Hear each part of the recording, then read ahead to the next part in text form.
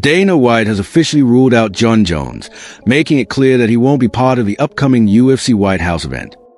Jon Jones says he wants to be on there too, and he says he would fight whoever the champion is at that time. But would you be okay with him coming back and potentially winning that belt again? And you might have to go through. Well, it's not even about him winning the belt. I mean, you know how I felt about him. I can't risk putting him in big positions in a big spot and have something go wrong. Fair enough. Yeah, especially the White House card.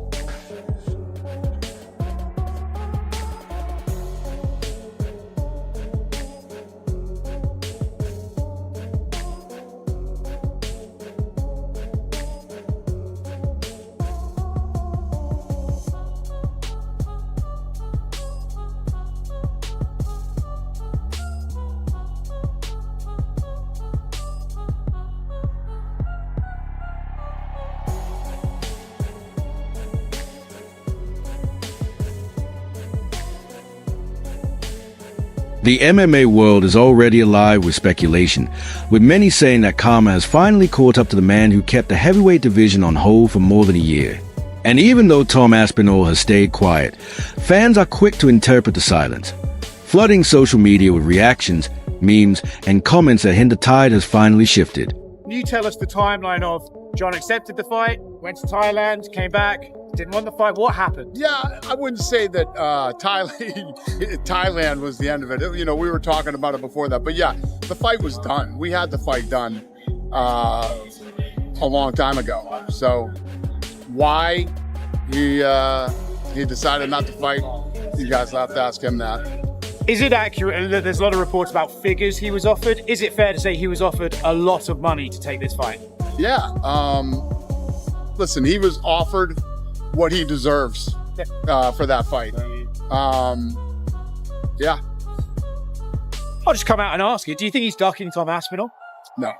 Jon Jones, I said it a million times and I'll say it again, he's never ducked anybody other than that one goofy time with the Chael Sonnen thing. He's never ducked anybody. And, you know, I think the reality is whatever changed his mind with this fight, I don't know, you'd have to ask him that, but you know, he's 38 years old, and I don't know. Do you think if it was someone like Alex Pereira, he would fight then? And it's maybe Tom that he specifically doesn't fancy the matchup, doesn't fancy the age difference?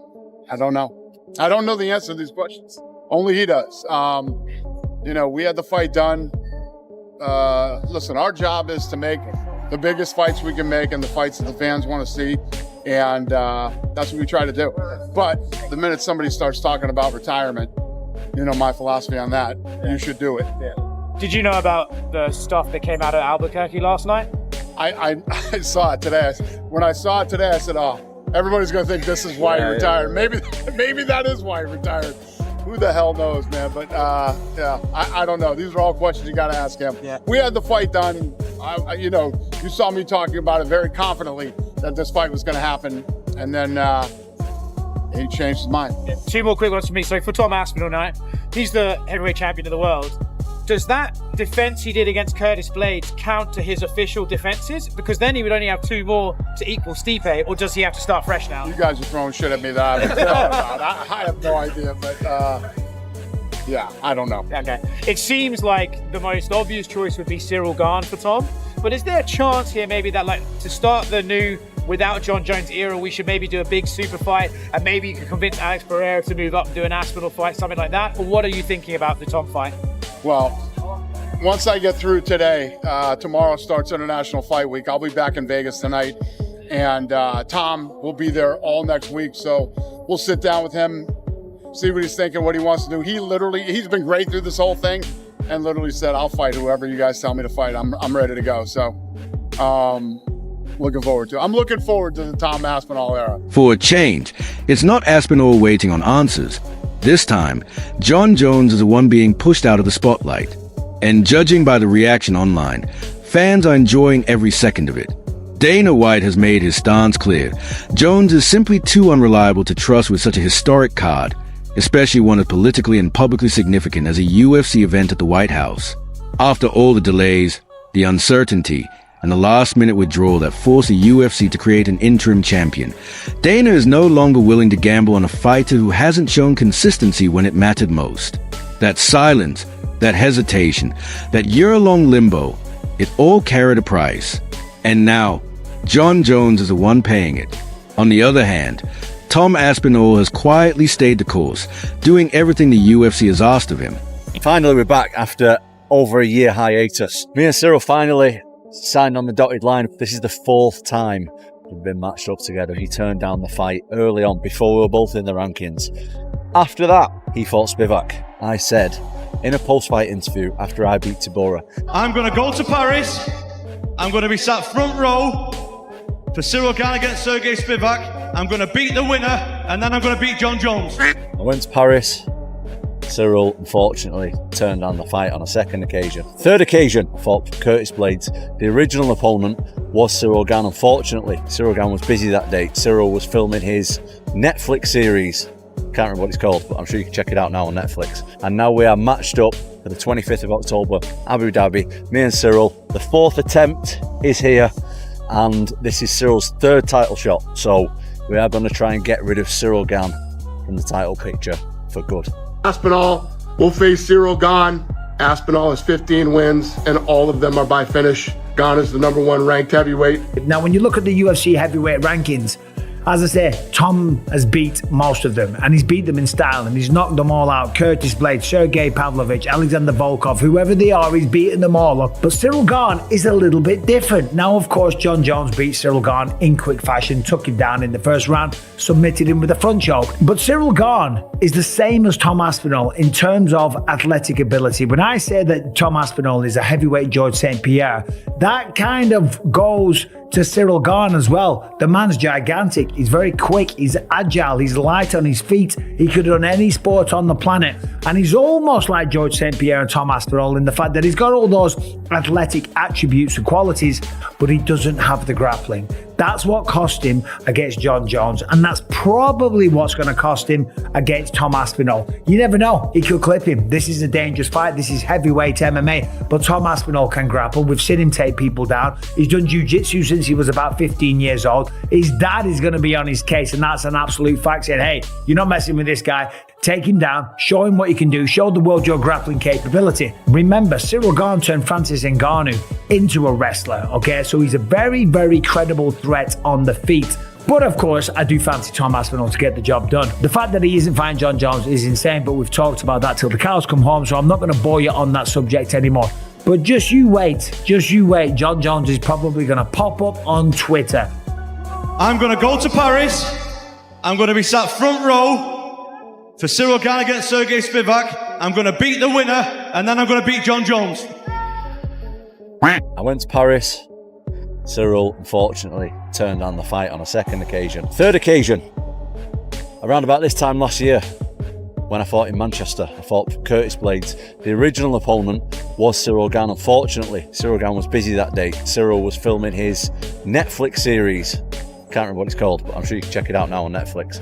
Ciryl was doing that, so he couldn't make that date either. And now we are matched up for the 25th of October, Abu Dhabi. Me and Ciryl. The 4th attempt is here, and this is Cyryl's 3rd title shot. So we are going to try and get rid of Ciryl Gane from the title picture for good. How's the confidence levels? Confidence levels great. Confidence levels great. I believe that, well, I am the best heavyweight in the world, but I want to show everyone that I'm the best heavyweight in the world. Ciryl Gane's lost 2 title shots, and I want to give him his 3rd title shot loss and get him out of there. How's the thoughts of potential ring rust as well? Is that in your head at all? I've had big breaks before. This is it. I've had 3.5 years off of MMA fighting before, so this is no problem for me. Ring rust is all mental anyway, so I'm happy just to get back in there, get stuff moving, get active again. And what can we expect? Tom Aspinall, October 25th, English fans there in Abu Dhabi. Yes, this is great because we're on English time. We're going to be fighting on European time as well, so plenty of guys can fly over. It's going to be busy over there in Abu Dhabi, full of English fans, full of Tom Aspinall fans, which is great. We can just be expecting me, an improved version of me. I've had a year to train. I've had a year to test my skills and improve, and I'm going to show everyone what that's all about on the 25th of October. And he did even more, stepping in on just 2 weeks' notice to rescue UFC 295. where he delivered one of the sharpest and most dominant performances in heavyweight history against Sergey Pavlovich, capturing the interim title in devastating fashion. After months of silence from both Jones and the promotion, the UFC finally pressed forward, announcing Aspinall versus Ciryl Gane in October at Abu Dhabi. It may not officially unify the championship, but it's a clash that could very well reveal who the most dangerous heavyweight on the planet truly is. Ciryl Gane, with his fluid striking, elite footwork, and unshakable composure, is far from an easy opponent. Yet his struggles against top-level grapplers under pressure have left questions, and many believe Aspinall's explosive wrestling, speed, and finishing instinct could be a nightmare matchup for the Frenchman. The MMA community has waited long enough for the division to move forward. And now that the gears are finally turning, the momentum is shifting, and it's shifting away from Jon Jones. Tom Aspinall's fight with Ciryl Gane, and give my breakdown of that. What took them so long to announce this? We all knew it was going to be this. Everyone knew it was going to be Ciryl Gane next. Look at that fucking smug French face on Ciryl Gane. Someone said it here in the comments. Gane's got the unlimited title shot glitch. So true. So unbelievably true. And that smug little pretentious French grin. You know what I mean? It's just horrible. It's horrible to see him just sort of waltz his way back into another title shot off of a robbery. However, this was always the fight that was going to happen. And I don't think there was any, conversations otherwise. So in my opinion, this should have been announced when they announced Jon Jones' retirement. And they should have done that not at a UFC Fight Night post-fight press conference in a one-sentence moment from Dana White. They should have had a moment where they set up a press conference between Tom Aspinall and Ciryl Gane, and then announced the retirement of Jon Jones, and then announced this fight at the same time. It just feels weird to wait for them to do it now, rather than when we all knew this was the next fight to happen, okay? But I'm looking forward to it, and I'm nervous, okay? I'm extremely nervous for this fight. I feel like I haven't made a video like this in the whole year. I can't remember the last time I made a video reacting to big fights being announced. They're so few and far between, or it's just one big fight and nothing else. I feel like I used to make these videos back in the day every few months. We would get a bunch of big fight announcements. And now here I am doing it again. So maybe the UFC is really back. But Aspinall versus Gane, scary matchup. I think Aspinall's going to win by KO in the first round. If Taito Ivasa can ever drop you on your ass in an MMA fight after you've beaten him up for the whole first round, if he can find a way to find your chin in that second round and drop you at any point in your career, I think Aspinall will find it in the first round. And I do think we'll see a first round Tom Aspinall KO. I'm nervous though, man. You know, if Ciryl Gane wins, my life will crumble before my very eyes. What are your thoughts on Ciryl Gane being potentially the toughest opponent yet for you? A lot of people say somebody you've not really sort of faced that type of fighter in the heavyweight division. I think both me and Ciryl are we both have niche style for heavyweights. We don't fight like heavyweights, both of us. So this could be the fastest, the best moving heavyweight fight that anybody's ever seen. We're both great movers. We're both light on our feet. We're both elusive. So this is going to be great. And by the way, all this stuff that I've just said previously, we actually made a video this time last year, a little bit longer, when we found out that Manchester was going to come and there was going to be an event in Manchester. When I thought I was fighting Ciryl Gane, but he declined it, we made a video there over a year ago now. And if you don't believe me, if you don't believe it on the timeline, look, got my teeth done now. Look at the old video. You want to zoom in on them? Hold on. Got my teeth done. Let me get right in there. I got the teeth done now. When I did this video, this was over a year ago. Didn't have my teeth done then, so get over there. With the UFC officially shutting the door on Jon Jones fighting at the White House card, many fans are beginning to question the GOAT status he once carried with pride. Was it truly about building a legacy, or has Jones turned into a part-time champion who only shows up when the money and spotlight are too hard to resist? In contrast, Aspinall's momentum is undeniable. He's active, dangerous, hungry, and most importantly, eager to fight. And after reports of Jones trying to push his way back into the storyline only to be dismissed by Dana White himself, fans are starting to see this as what it really is, the passing of the torch. Like it or not, the heavyweight division has needed clarity for far too long. Now, With Aspinall versus Gane officially on the books, the division finally has movement, not driven by politics, legacy, or promotional agendas, but by the fighters actually stepping into the cage. Jon Jones may own the decorated resume, but right now Tom Aspinall holds a division in his grasp. And if he gets through Gane the way many expect, the Jon Jones debate could finally close, not with a unification bout, not with a defining GOAT moment, but with the sport moving on.